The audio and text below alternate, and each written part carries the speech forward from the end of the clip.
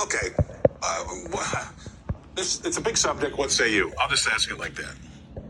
All right, so let me just take some time to walk through this methodically, because I'm not going to be hyperbolic about this, Scott, but this is the issue of our time. So let me just take you through some numbers. In February of 2020, the M2 money supply was just a little bit over 15.4 trillion. Now, with coronavirus stimulus, immediately it jumped from February to June from 15.4 trillion to 18.1 trillion, almost $3 trillion in literally 4 months. So now when you look at the fact that it peaked in April of 2022 at 21.7 trillion, and now it's peaked again, now currently June 2025, about 21.8 trillion. Now, for those people at home that are sitting and saying, I don't understand, Rebecca, what does this mean? When you have M2 money supply, it is currently, that is the money supply, right? It is currently right now in 2025 growing at a 4.5% annualized growth rate. So our money supply is growing at 4.5%.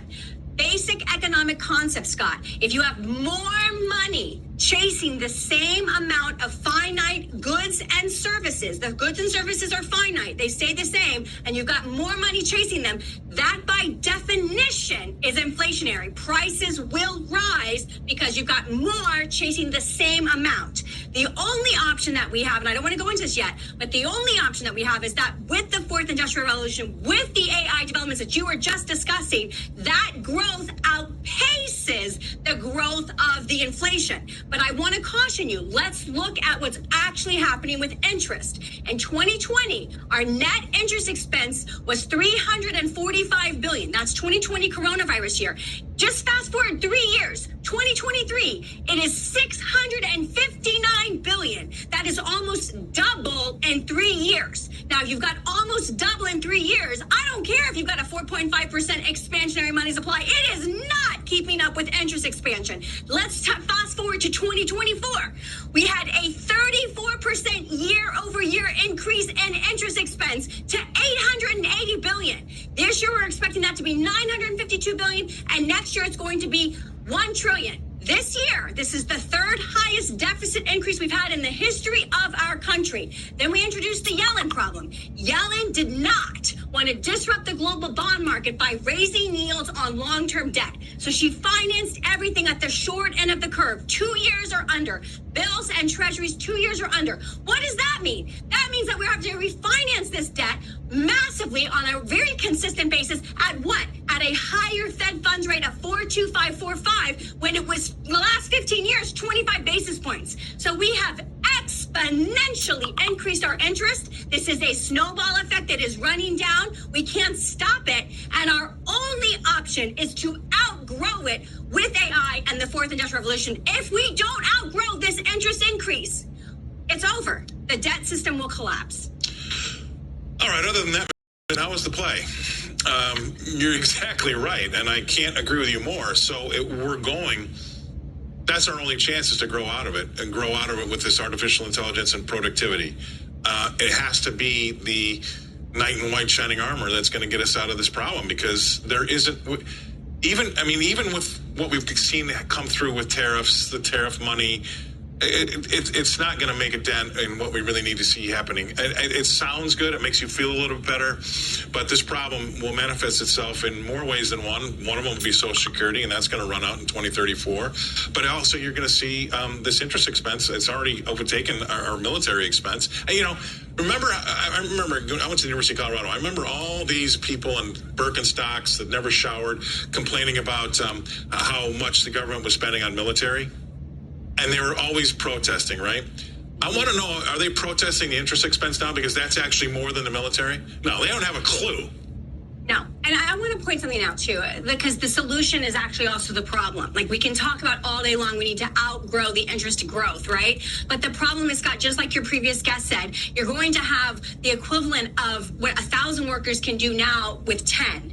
And so that level of productivity increase, that's great. But what happens with the human capital? How are humans now adding economic value and growth that deserves a wage to actually be able to participate in the economic system? So if you're telling me that we're going to grow through AI and technology and basically make human capital almost irrelevant, then I have another problem, because now I want to know how people are going to actually provide enough economic value to GDP growth to actually earn a wage, to actually buy everything and stay ahead. So the solution, even if we can outpace inflation with growth, with GDP growth, Scott, where's that growth going? Is it just going to corporations that are providing all of this and really killing all of our jobs? Human capital is a problem. So even the solution is also a problem. And that's the issue. And people just don't understand where the heck we are. So what my message is, you got to stay invested. You got to keep going. You got to play in this system. But this system is fundamentally at the aged in time where it is aging out of its utility and its usefulness and its ability to continuously exist as a going concern. I mean, you're right.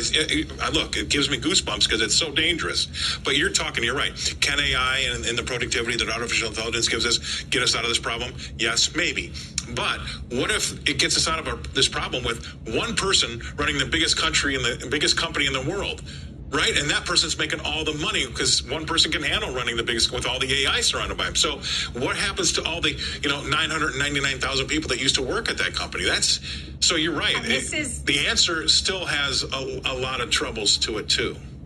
And this is where the UBI concept gets introduced. And as soon as you introduce UBI and you're beholden to the government to pay you something of economic value, your life there's no more American dream. Let's put it that way. You can no longer go out there and pull up yourself by your bootstraps and make it happen because there's no opportunity, because you have been outsourced by technology, which we needed to basically produce so much growth in the market that we fixed our interest problem. But now you have no job. So honestly, we are at the precipice of a brand new, complete way of living, and it is going to be painful to go through.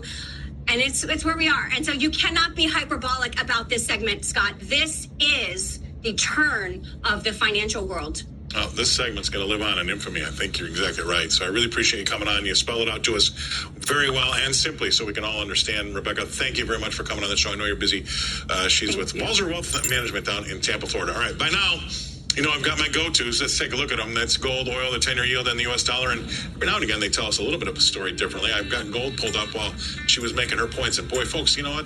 Go rewatch that segment. She was making some great points. Gold.